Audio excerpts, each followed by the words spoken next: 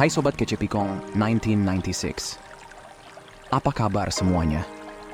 Guys, kita semua tahu, salah satu hal tersulit entah setelah putus, ditolak, atau punya perasaan yang gak terbalas. Ya, meskipun udah jelas hubungan itu gak bakal lanjut, atau romance keren bareng dia udah zero, perasaan kita tuh gak langsung hilang.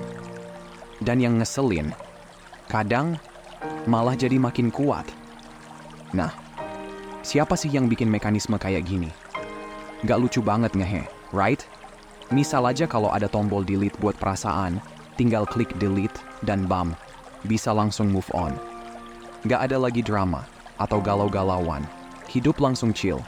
Sayangnya, gak ada tuh tombol delete buat perasaan.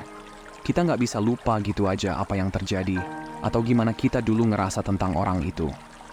Tapi, hey, hari ini kita mau ngomongin cara yang almost se-powerful perasaan itu. Karena gini, kalau kamu lagi struggle buat move on dari mantan atau seseorang yang gak ngebales perasaan kamu, otak kamu tuh sebenarnya lagi ngeprank kamu. Serius dah. Dan kalau kamu udah tahu triknya, move on bakal jauh lebih gampang. Plus, kita punya beberapa teknik keren buat bikin kamu lebih kuat walaupun baru aja ngalamin heartbreak. So, langsung aja kita mulai ya. Nah, langkah pertama yang harus kamu lakuin adalah no contact total. No contact itu wajib hukumnya. Tapi kali ini bukan buat balikin mantan ya. Ini tuh buat diri kamu sendiri. Kalau mau tahu cara balikin mantan pakai aturan no contact, kita udah buat videonya, linknya ada di deskripsi. Oke, lanjut. Jadi jangan kepoin sosmednya. Jangan lihat-lihat fotonya. Pokoknya total no contact. Karena kalau kamu terus-terusan ngasih diri kamu kesempatan lihat update dari dia, otak kamu gak bakal berhenti ngebayangin what if scenario. Lagian, come on, kamu pantas dapet yang lebih dari seseorang yang udah bikin kamu ngalamin drama emosional kayak gini. Kadang, no contact bisa bikin mantan balik, tapi that's not the goal untuk video kali ini. Tujuan utamanya adalah biar kamu bisa beneran move on. Tanpa no contact, otak kamu gak akan sempet memproses semua yang terjadi. So, jangan kepo-kepo sosial medianya.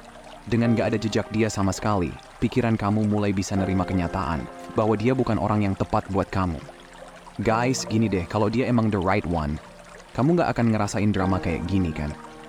Maksudnya gini, kamu butuh ruang buat ngeproses semua yang terjadi. Kayak ngingetin diri sendiri bahwa dia bukan orang yang tepat buat kamu. Serius, kalau dia emang the one, kamu gak akan ada di situasi kayak gini kan? Dan ya, mungkin dia orang baik. Tapi pas seseorang mutusin kita, atau nolak kita, even if ada kemungkinan buat balikan, usaha itu nggak harus datang dari kita. Kita move on 100% langsung. Karena gini guys, orang yang beneran peduli nggak akan ngambil risiko buat kehilangan kamu. Meskipun masih ada kemungkinan buat balikan, kita nggak boleh jadi yang berusaha. Kita move on duluan. Orang yang bener-bener cocok buat kamu gak akan ambil risiko buat kehilangan kamu dari awal. Gak bermaksud bilang kalau relationship sama the right person bakal selalu gampang juga ya. Of course not, karena gak ada hubungan yang mulus terus. Tapi breakup yang bikin hati kamu remuk hancur berkeping-keping gak bakal jadi bagian dari cerita kalian. Otak kamu mungkin sekarang mikir, tapi aku dengar banyak cerita kok. Ada yang putus terus balikan, dan akhirnya bahagia bareng. Ya itu memang ada sih.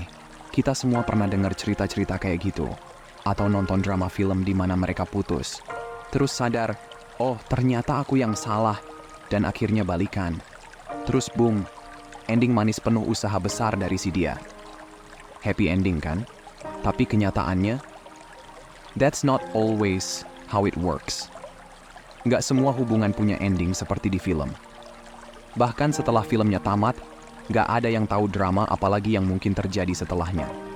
Jadi, no contact itu penting banget buat ngasih pikiran kamu kesempatan berhenti ngelihat dia dengan hanya menerka-nerka atau menerawang. Kamu harus mulai belajar ngelihat dia apa adanya. Seseorang yang mungkin emang gak cocok buat kamu, setidaknya untuk sekarang, dan mungkin selamanya. Lagi pula, selama kamu terus ngehubungin dia, kamu cuman makin ngehidupin perasaan itu.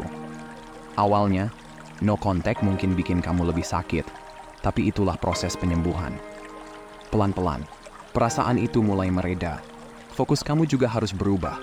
Daripada fokus ke fantasi soal masa depan yang pernah kamu bayangin sama dia, sekarang kamu fokus ke kenyataan. Yang bikin move on sulit itu bukan cuma karena perasaan ke orangnya, tapi juga perasaan soal masa depan yang udah kamu rencanain di otak kamu. Dan sekarang, kamu gak cuma harus move on dari orangnya, tapi juga dari bayangan masa depan itu. Pikiran kamu gak suka ketidakpastian, mau yang lebih pasti meskipun itu hubungan yang toksik, daripada ngelewatin masa depan yang gak jelas. Intinya, otak kamu lagi main trik ke kamu. Perasaan ingin bertahan sama mantan itu muncul karena otak kamu pengen yang familiar, meskipun itu gak sehat. Tapi, percayalah, sakit karena putus gak akan selamanya. Kamu bisa memperpanjang rasa sakit itu kalau kamu terus berharap, terus perhatiin dia, atau terus lihat-lihat sosmednya. Apa kamu butuh closure? No, you don't. Kamu udah tahu apa yang perlu kamu tahu. Dia udah jelas ninggalin kamu, entah apapun alasannya. Jadi, no contact bukan soal nunggu dia balik. Itu soal ngasih diri kamu waktu buat move on beneran. Even kalau dia balik dan entah dia atau kamu gitu-gitu aja, nggak ada perbaikan di diri masing-masing. Egonya sama-sama nggak bisa dikendaliin. Percaya deh, hubungan itu bakal putus lagi kok. Apa nggak capek ya? Ngejalanin hubungan putus nyambung terus. Kamu pasti tahu kan, tipe pasangan yang loving, respect banget ke kamu, perhatian, dan hubungan kalian lancar. Ya, itu bukan orang yang mutusin kamu. Tapi kamu mungkin mikir, what if it could still work? Oke, gimana kalau kita berhenti fokus sama what if dan mulai lihat what is? Dan faktanya, ya, itu tetap nggak lagi terjadi. Oke, bayangin aja gini. Kamu mikir dia kasih isyarat gara-gara dia posting foto lagi pakai jaketnya yang kamu suka di tempat biasa kalian nongkrong. Otak kamu mungkin mikir, ini pasti kode kan? Really? Kamu pernah nggak mikir orang biasanya nggak terlalu peduli hal-hal kecil kayak gitu? Kebanyakan dari mereka bahkan nggak inget detail pertama kali kalian jalan, apalagi soal tempat dan jaket. Dan misalnya ada yang inget, biasanya malah mereka yang udah move on lebih dulu. Kedengaran emang ngeledek dikit, tapi intinya, otak kita tuh suka banget mainin kita di situasi kayak gini.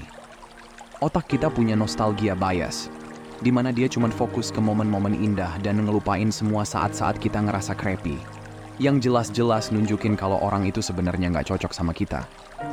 Honestly, kadang mending punya satu kucing buat temen hidup daripada terus bareng orang yang bikin kita ngerasa nggak dihargai. Terus ada juga nih confirmation bias, di mana otak kita nyari tanda-tanda. Ada kesempatan buat balikan, dan otak kita bakal nemuin itu. Bahkan dari hal-hal kecil yang gak berarti apa-apa. Tapi kenyataannya, mereka mutusin kamu, atau nolak kamu. Dan itu adalah tanda paling jelas. Lebih gede dari gedung DPR. They ended it. Itu udah cukup jelas. Masalahnya itu ada pada mikirin mantan terus, berharap-harap. Itu ngasih kita ilusi seakan kita punya kendali. Seakan makin banyak kita mikirin soal itu, makin gede kemungkinan buat balikan. Padahal, sebenarnya kita cuma lagi menunda buat hadapin kenyataan. It's over, and it's time to move on. Jadi, yang harus kita lakukan? Ya berhenti overthinking, lepasin ex kamu, dan mulai jalan lagi ke depan. Salah satu strategi terbaik buat benar-benar move on adalah mikirin future kamu. Kamu di masa depan, sebulan lagi, setahun lagi, siapa kamu nantinya? Coba pikir, apa yang future yang bakal pengen kamu lakuin sekarang? Apa masa depan itu pengen kamu jadi keset yang nungguin mantan balik? Pastinya enggak. Apa masa depan itu pengen kamu terus-terusan galau dan berharap? Nope, definitely not. Kamu yang tahu apa yang future kamu mau. Tapi ada beberapa ide nih. Mungkin ini bakal jadi kebanggaan kalau kamu mulai workout rutin, olahraga misal, atau ngelakuin hal-hal yang selama ini kamu tunda karena sibuk mikirin orang lain. Mau mulai bisnis kecil-kecilan, belajar jadi kreator, lakuin sesuatu yang bikin kamu excited, sekarang adalah waktunya. Semua energi yang tadinya kamu buang buat mikirin mantan, sekarang salurin ke hal-hal yang bikin kamu berkembang. Fokus ke diri kamu, karena kamu deserve untuk itu. Momen-momen kayak gini, kalau dimanfaatkan dengan baik, bisa jadi batu loncatan buat versi diri kamu yang jauh lebih baik. Masa depan, kamu bakal bangga banget sama langkah yang kamu ambil sekarang. Suatu hari nanti, kamu bakal bilang, kalau putus atau ditolak, itu malah jadi hal terbaik yang pernah terjadi. Karena misalnya, sekarang kamu udah punya badan bagus, karir yang lebih oke, dikeliling orang-orang hebat.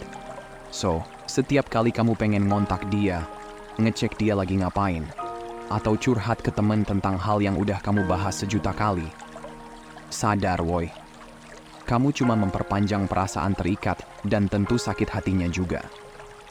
Mendingan kamu alihin energi itu ke hal yang lebih worth it buat kamu, kayak olahraga atau mulai hobi baru, sesuatu yang bikin future yang nanti kamu banggain. Moving on itu ada resepnya. Pertama, jelas butuh waktu. Nggak ada jalan pintas buat ngilangin sakit hati, tapi penting juga buat nggak memperlama proses penyembuhannya. Salah satu trik penting adalah jangan biarkan rasa marah atau benci ke dia nguasain pikiran kamu. Kalau dia mutusin hubungan, percaya deh, dia sebenarnya melakukan hal yang benar buat kalian berdua. Orang yang benar-benar bisa kasih kamu cinta, respek, dan perhatian seumur hidup nggak bakal milih buat ninggalin kamu. Ini aturan yang nggak tertulis, tapi begitulah kenyataannya. Bener nggak? Mungkin dia sadar dia nggak siap, masih mikirin mantan, atau emang nggak bener-bener tertarik. Kadang nggak masuk akal. Intinya, dia mutusin hubungan karena dia tahu nggak bisa kasih kamu apa yang kamu butuh buat bahagia. Bisa aja dia nunda dan bikin kamu nunggu bertahun-tahun.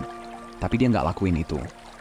Dan kalau dia emang tipe yang nggak baik, nggak sopan, atau nggak hormatin kamu, hating him just gives him too much power. Benci itu bikin kamu terus mikirin dia. Padahal dia orang terakhir yang nggak layak dapat energi kamu. Jadi, lebih baik kamu terima kalau itu udah selesai, tanpa rasa benci atau marah. Itu cara tercepat buat healing dan gak memperpanjang patah hati lebih lama dari yang perlu. Otak kita kadang main trik, bikin kita mikir, aku gak akan nemuin orang kayak dia lagi. Tapi, serius, setelah dia bikin kamu ngerasa kayak gini, itu mungkin malah kabar baik. Memang susah nemuin orang yang bener-bener klik, tapi orang ini udah nunjukin kalau dia bukan orang itu. Hidup tuh kayak perjalanan kereta, orang datang, orang pergi. Ada yang duduk di sebelah kita dan bikin obrolan seru, kemudian turun beli kondom dan gak balik lagi. Tapi itulah hidup, orang datang dan pergi. Dan sekarang kursi di sebelah kamu kosong lagi, jadi siapa tahu orang berikutnya yang duduk di situ bakal lebih menarik, kan? Oke guys, segini aja dulu. Semoga ini bisa ngebantu. Makasih udah nonton ya, dan sampai jumpa di video berikutnya teman-teman.